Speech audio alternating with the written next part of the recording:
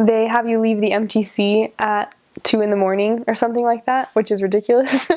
I know in some missions they have you report to the mission home and then you get to stay there overnight, and then the next morning you go out to your areas. But in our mission, they just send you straight out that night, and you don't have any time to unpack or anything.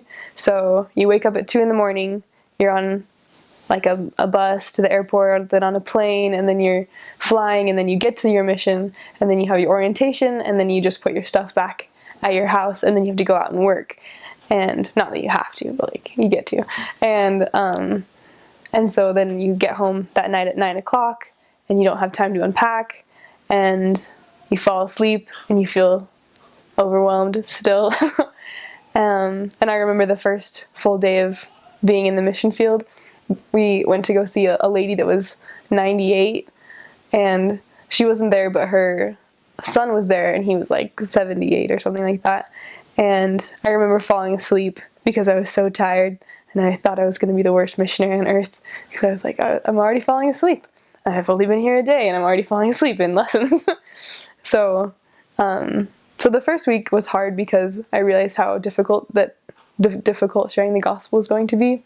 And I realized how long a year and a half felt, and that it seemed like that was going to be an eternity away. But after, I would say, the first 3 weeks, when I started to understand more of what I was doing and when I started to love it, not that a year and a half still didn't seem long at times, but I loved it, so it was okay. Like, I didn't mind. As far as missionary work goes, it's similar to the rest of the West. I know that the church sees the West as the new place for growth within the church in America.